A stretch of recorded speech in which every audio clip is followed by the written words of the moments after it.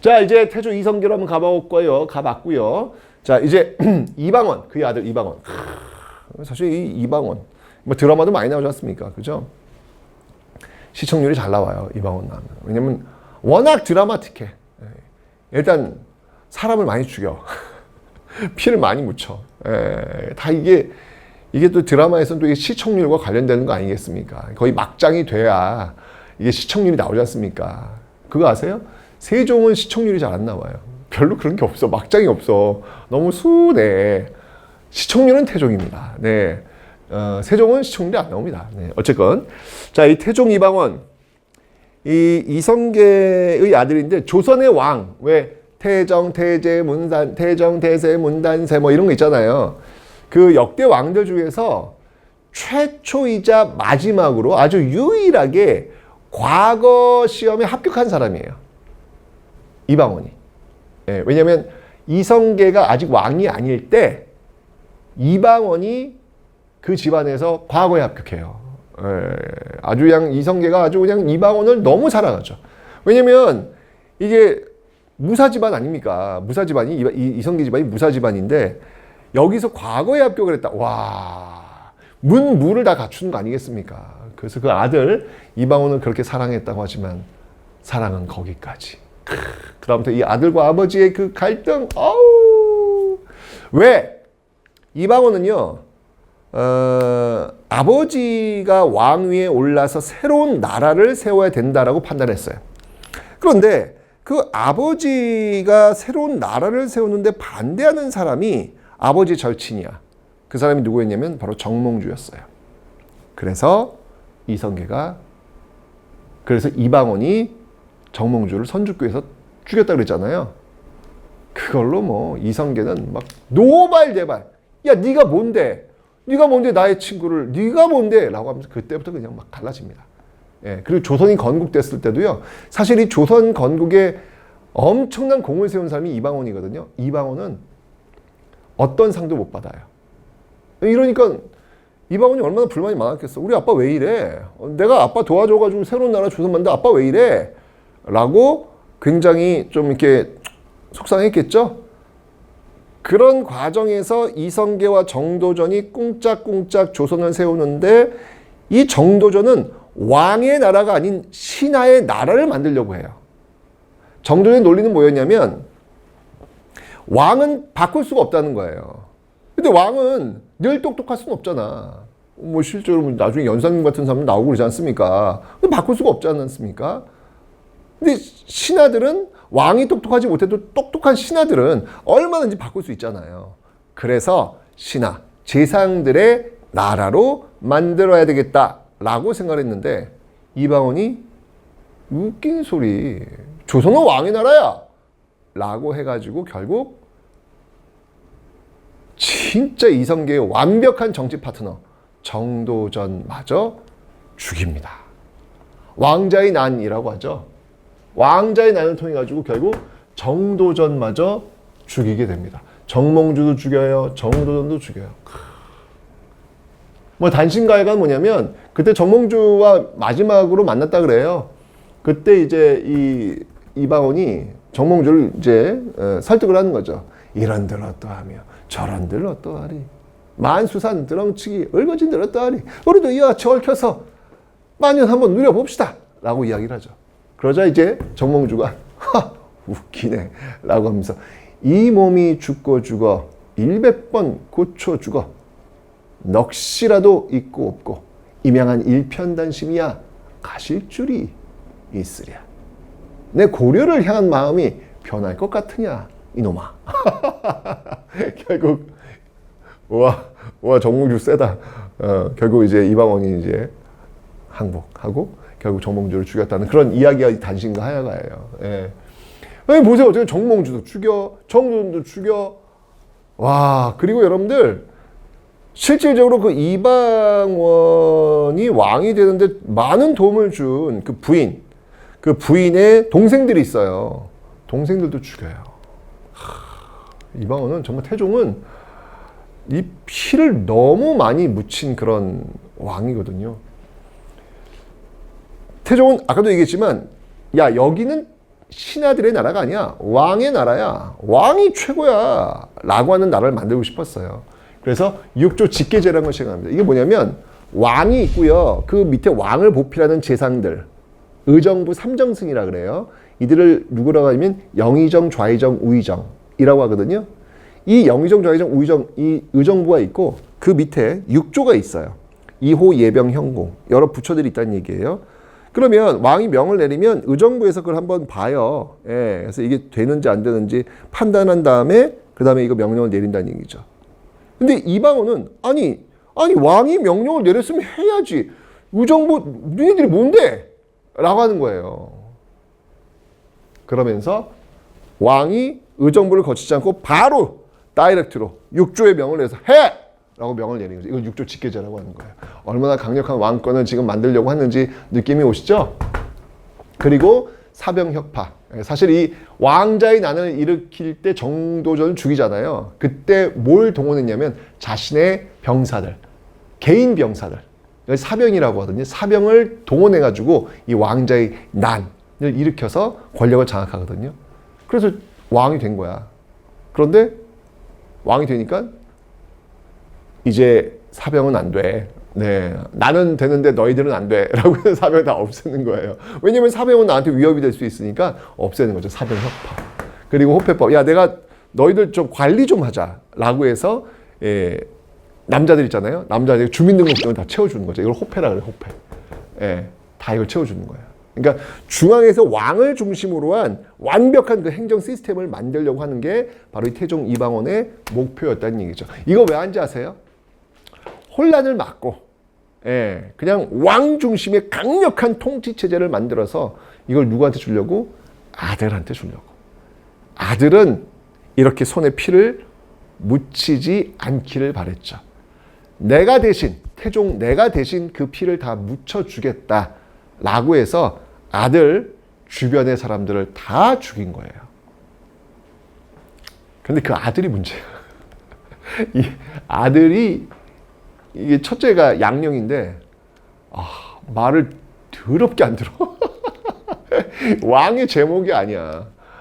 근데 이게 진짜 태종이 그 아들 사랑이 지극했어요. 정말 사고 뭉치 양령을 끝까지 어떻게든 왕이 좀 왕으로 좀 앉히려고 노력 무지하게 많이 합니다. 진짜 용서를 얼마나 많이 하는지 몰라요. 아이고 가슴을 치면서 내가 저놈 때문에 못 산다라고 하면서도 그래도 네가 왕이 돼야지 라고 해서 정말 아들 바보야 아들 바보. 그러나 결국 그 양령이 막판에는요 아버지를 협박을 해요. 아버지 자꾸 이렇게 스트레스 주면 나중에 아버지 편치 않을걸? 야 이게 나는 새도 떨어뜨린다는 이 태종한테 협박한 사람은 아마 역시 태종을 제일 잘 닮은 첫째 양령이었습니다. 결국 여기서 기부업, 포기. 너는 진짜 안 되겠구나. 너는 잘라야 되겠다. 자르죠. 그리고 셋째 아들 충령한테 결국 왕위를 넘깁니다. 누가 그러더라고요. 태종이 한 여러 가지 일들, 육조직계제, 사병여파, 효파법, 여러 가지 일들이 있지만 가장 태종이 잘한 게 바로 첫째 아들 패하고 셋째 아들을 왕위에 올린 것. 그 셋째 아들이 누구다? 바로 세종입니다. 그러니까 첫째 아들이 안 잘렸으면 세종은 존재하지 않는 거야. 그럼 훈민정음도 없을 거고 우린 지금도 아직도 한자 쓰고 있을지도 몰라. 태종의 앞을 내다보는 선택이었습니다. 자, 그렇게 해서 이제 세종이 드디어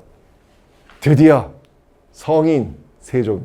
진짜 성군이죠, 성군. 성군 세종이 왕위에 오르게 되는 겁니다.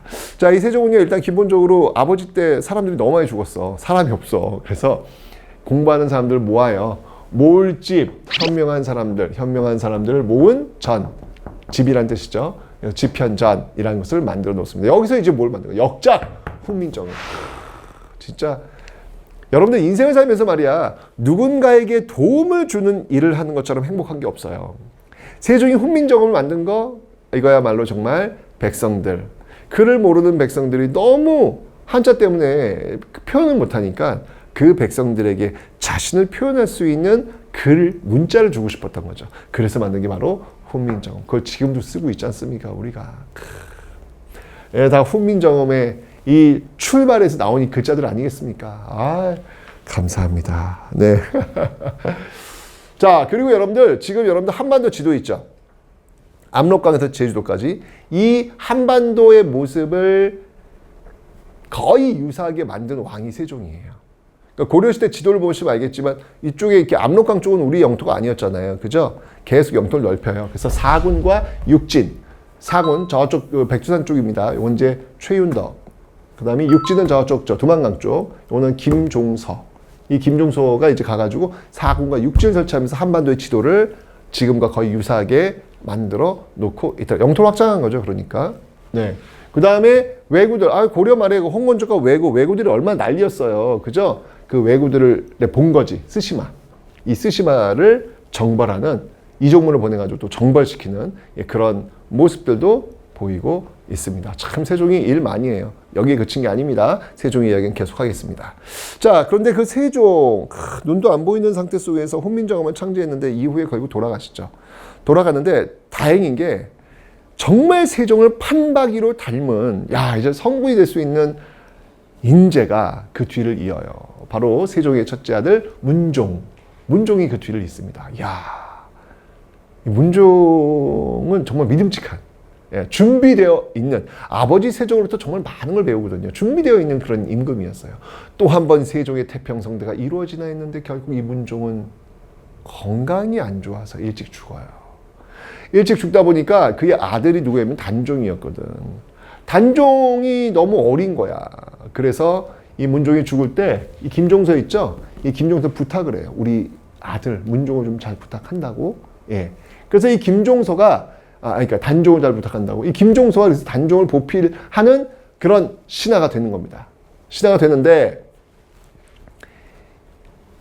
이 세종의 아들 중에서 수양대군이라고 있어요.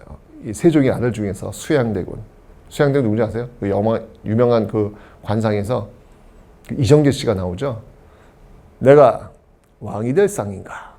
라고 했던, 도발적 멘트야. 내가 왕이 될 상인가? 그건 그 말 자체가 역모예요. 이거 있을 수 없는 이야기거든요. 그런 말을 했다는 것 자체가 이 권력의 그 화신, 내 기필코 왕이 되리라 이런 어떤 욕구가 막 무마무마구 넘치는 사람이 바로 이 세조였다는 이야기죠. 이 세조는 결국 자신의 조카 단종의 자리를 뺐습니다. 자, 이 수양대군의 권력을 장악한 걸 우리는 계유정난이라 그래요. 권력을 장악해서 바로 김종서를 죽이는 겁니다. 왜냐면 김종서가 지금 단종을 보살피고 있잖아요. 단종을 치려면 먼저 김종서를 쳐야 될 거 아니야. 그게 바로 계유정난, 계유년에 난을 정리했다라고 해서 계유정난. 그래서 세조가 권력을 장악하고 결국 나중에는 단종마저 죽이죠. 어떻게 작은아버지가 어떻게 조카를 죽이냐. 정말 이게 정치를 보면 선생님은 이래서 정치 안 해요. 선생님 보고 정치하라고 누가 왔더라고요. 국회의원 좀 되시라고. 저는 별님들 만나는 게 너무 좋아요. 별님들. 말도 안 돼. 어쨌건 이 세조는요. 이 세종 문종을 거치면서 신하들의 힘이 세진 게 싫었던 거야. 이 세조는 태종을 참 많이 닮았어요. 할아버지 이 태종을 정말 많이 닮았어요. 스타일 비슷해. 그래서 할아버지대로 가. 야, 나도 육조 직계자 할래. 우리 할아버지처럼 육조 직계자 할래. 그리고 우리 아버지가 만든 집현전, 여기 왜 신하들이 와서 바글바글 얘기를, 시끄러. 야, 없애. 집현전도 없애고요. 그리고 야, 법 좀 제대로 만들어봐. 그래서 경국대전을 처음 시작을 하게 됩니다. 그리고 이 과전법으로 왜 조선을 건국하기 전에 과전법 시행됐잖아요. 신진사대부한테. 야, 그거 왜 퇴직했는데도 월급 주냐? 그거 주지 마. 그 현직에서 나한테 일할 때만 줘. 라는 직전법으로도 바꿔요. 직접 일하는 사람들, 현직에 있는 사람들만 주라는 얘기죠. 직전법. 대단합니다. 자, 그렇게 가다가 이제 성종이 그 뒤를 잇게 되죠. 세조가 근데 또 벌을 받았는지 그의 아들도 일찍 죽어요. 예종 일찍 죽죠.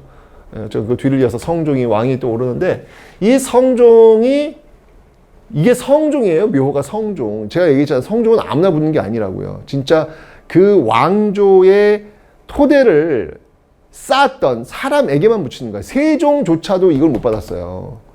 세종조차도. 근데 이게 참 성종이 너무 세종에게 빛이 가리다 보니까 이게 잘 안 보여서 그렇지 한 일이 무지하게 많아요.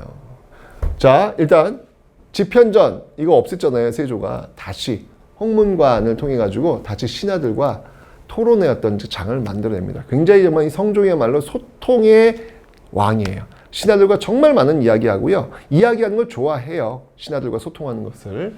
그리고 경국대전을 드디어 완성시킵니다. 이걸로 이제 끝난 거야. 아니 조선왕조 500년의 어떤 그 뼈대를 완성시킨 왕이 성종이라고요. 그럼 뭐 게임 끝났지 뭐. 그래서 묘가 성종이에요. 경국대전 완성했기 때문에. 이렇게. 근데 이 성종의 아들이 문제네. 그런 일화가 있었대요. 그 성종이 그 동물들을 좋아했나 봐요. 그 동물원 비슷하게 이렇게 운영을 했나 봐. 동물 보는 게 취미였나 봐. 그래서 참 성종이 그 사슴도 키웠나 봐요. 키웠는데 사슴이 이렇게 다가온 거예요. 아들 연산군하고 같이 이제 그 사슴 구경하고 있었는데 다가왔나 봐요. 다가오니까 사슴이 이렇게 연산군한테 좀 이렇게 들이댔나 봐. 예. 아니 동물들이 먹이 달라고 이렇게 들이대잖아요. 그때 연산군이 어떻게 한지 아세요? 연산군이 그 예쁜 사슴을 발로 뻥 차버려요. 아버지 성이 너무 놀란 거예요. 아니 이게 무슨 짓이냐 너? 왜 동물을 보호해야지. 너 지금 뭐 하는 것이냐?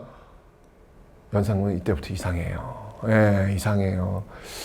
어쨌건 진짜 그 연산군 시대가 왔습니다. 연산군 시대가 왔는데 이게 참 연산군이 왜 성종의 그 부인 윤 씨가 있는데 결국 이 성종과 윤 씨 아빠와 엄마가 싸워요. 부부싸움을 해요. 부부싸움을 했는데 결국 아빠가 엄마한테 사약을 내려 죽입니다. 어우 여기 왜 이래? 엄마가 죽었어요. 그 엄마의 아들이 연산군이에요. 나중에 이 사실을 알고 진짜 그 엄마 죽인 사람 다 나와 라고 해서 관련된 사람들 다 죽여요. 다 죽이고 죽인 그 시신을 젓갈을 담그죠. 젓갈을. 예, 그 시신. 그 연산군입니다. 자, 이 연산군 때 정말 많은 선비들이 죽어요. 이걸 사화라고 해요. 사는 선비사자야. 선비들이 혼난 거야. 화를 입었다. 예, 선비들이 혼난 겁니다. 무오년에 선비들이 혼났다는 얘기죠. 그 전에 그러니까 이 무오사화는 뭐냐면 무오년에 이 선비들이 화를 입은 사건인데 이게 뭐냐면 김종직이라는 사람이 이게 원래 사관이에요. 이렇게 왕 옆에서 글씨를 기록하고 나중에 실록, 예, 그 왕대의 어떤 모든 기록이 이제 실록에 담기잖아요. 그거를 이제 준비하는 사관인데 그 사관 그 정리하는 과정 속에서 조의제문이라는 걸 싣습니다. 김종직의 제자, 예, 김종직의 제자가 사관이었는데 그 사관이 이 조의제문을 그 사초에다가 싣게 되는 거예요. 근데 이 조의제문이 뭐냐면 그 옛날 그 중국에 그 항우라고 있어요. 그 항우가 의제를 죽이고 자신이 황제가 되거든요. 그래서 의제를 가슴 아프게 기린다, 기억한다 라고 하는 그 글이에요. 세조가 단종을 죽였잖아요. 똑같잖아. 이거는 바로 세조를 욕하는 겁니다 라고 연산군에게 보고를 한 거예요. 그래서 연산군이 지금 자기 집안 아니야 뭐라 라고 하면서 연산군 또 열받은 거죠. 그래서 이 신하들을 또 이 선비들 막 엄청 죽인 사건, 이게 바로 무오사화. 그 다음에 갑자사화는 우리 엄마 죽인 사람 다 나와 라고 해서 이게 갑자사화, 또 이 선비들 또 다 죽어나가죠. 진짜 이게 정말 연산군 때 여러분들 그 저기 뭐냐 그 전국에서 이쁜 여자들 뽑아가지고, 예, 이쁜 여자들 뽑아가지고 저 경복궁 옆에 그 경회로 있잖아요. 거기서 막 그냥 그냥 술 먹고 놀고 막 여러분들 그 전국에서 이쁘게 뽑힌 사람들을 뭐라고 하는지 아세요? 그들을 흥청이라 그래요. 어? 그 흥청 때문에 나라 망했다는 말. 흥청망청. 그게 연산군에 나온 거예요. 연산군. 흥청망청. 예? 그 정도로 연산군은 정말 폭군의 대명사였죠. 결국 그러다 보니까 신하들이 뭐 다 죽어나가니까 신하들이 못 살겠다! 갈아보자. 정말 있을 수 없는 일이 벌어지는 거예요. 유교사회에서 왕한테 충성을 해야 되는데 왕을 갈아버리는 거예요. 그게 바로 중종반정이라는 것이죠. 중종반정. 예, 결국 연산군은 쫓겨 나가게 됩니다. 예, 중종 때는요. 그래서 이 선비들을 좀 많이 등용하려고 했어요. 이때 연산군도 너무 많이 죽었으니까. 그 대표적인 선비가 바로 조광조입니다. 앞으로 읽어도 조광조, 뒤로 읽어도 조광조. 네. 이 조광조가 이 선비들을 많이 중용해가지고 개혁을 하려고 그래요. 그래서 지방에 있는 선비들을 이게 과거 시험이 아니라 그냥 추천. 그러니까 수시 모집이죠. 수시 모집. 네. 정시가 아니라 수시. 예, 수시 모집을 통해 가지고 현량과 현명한 사람들을 이렇게 뽑는 거예요. 현량을 통해서 많이 등용해 가지고 새로운 모습을 보이려고 했죠. 그리고 이 중종반정 때 위훈이 뭐냐면 훈장이 가짜. 이게 반정은 여러분 일종의 쿠데타예요. 그죠? 이게 성공하니까 반정이지. 이거 성공 못하면 영모입니다. 영모. 영모 아니면서 왕을 지금 쫓아내는 거 영모 아니야. 이건 영모에 연루되면 여러분 3대가 멸족이에요. 나 죽고 내 아들 죽고 내 손자까지 죽어야 되는 거야. 아주 대를 끊어놔요. 그냥. 얼마나 무섭습니까? 그러니까 여기 함부로 들어갈 수 없죠. 근데 이게 성공했어. 성공하니까 이것도 성공하면 이것도 이게 엄청난 그냥 금은보화가 생기지 않습니까? 여기다가 이제 성공한 뒤에 살짝 자기 이름을 올려놔. 이거 다 가짜입니다. 이런 가짜 훈장들 다 삭제하십시오. 라고 공격해요. 그럼 살짝 올려놓은 사람들은 조광조 좋아하겠어, 싫어하겠어? 저 자식이 저기. 그럴 거 아니에요. 결국 조광조 음모론에 휩싸입니다. 그 음모론 중에 하나 뭐냐면 나뭇잎에 글씨가 새겨져요. 주초위왕. 주초위왕. 이 글씨가 뭐냐면 주초를 합치면 한자로 조씨야. 그러니까 조씨가 왕이 된다라는 게 궁궐 나뭇잎에 새겨졌다는 이야기가 있죠. 이게 뭡니까? 조광조가 왕이 되려고 해? 뭐야 또 쿠데타야? 죽이십시오. 결국 김효년에 이 조광조를 비롯한 선비들이 화를 입는 사건. 또 죽어나가요. 이걸 김효사화. 연산군 중종을 거치면서 무갑기 게다가 명종 때 을사사화. 또 선비들이 죽어나가요. 이게 뭐냐면 이때는 또 대윤소윤이야. 대윤소윤. 이게 뭐냐면 윤씨. 이 윤씨들이 이 왕의 이 왕을 지지하는 그런 어떤 세력이 좀 달라지는 거예요. 그러면서 대윤과 소윤으로 또 나뉩니다. 이 소윤이 결국은 이기게 되죠. 그럼 대윤을 중심으로 선비들이 또 이제 죽어 나가게 되는 어떤 모습. 계속 싸워요. 계속 이 선비들끼리 싸우게 되는데 이걸 을사사화라고 하죠.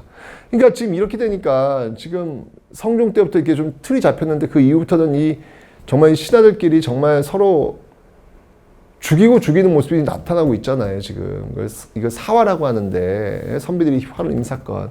이러니까 정치가 지금 불안하니까 백성들은 어떻게 되겠어요? 먹고 살기 힘들잖아. 그러니까 임꺽정이 이때 등장하는 거예요. 임꺽정이. 야, 니들 지금 뭐야? 지금 그만 싸워야. 우리 배고파 죽겠어야. 라고 하면서 임꺽정이 등장하게 되는 겁니다.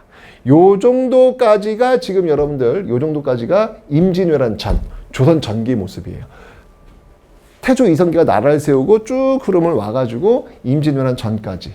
잘 나가다가 요 막판에 가서 지금 연산군 중종을 거치면서 좀 나라가 좀 흔들흔들 되고 있는 모습 지금 보이고 계시죠? 네, 이런 상황 속에서 전쟁이 빵 터지는 거예요. 그때 왕이 바로 선조가 되는 겁니다. 선조가 여기서 나오는 거예요.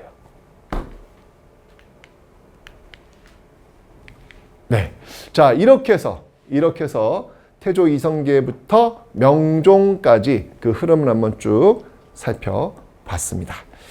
자, 참 이게 조선전기 세종, 성종을 거치면서 정말 찬란한 조선의 어떤 역사를 만들어놨는데 시간이 가면서 좀 망가지는 모습들이 지금 보이고 있습니다. 과연 조선은 어떻게 될까요? 자, 다음 시간에 한번 확인해 보도록 하겠습니다.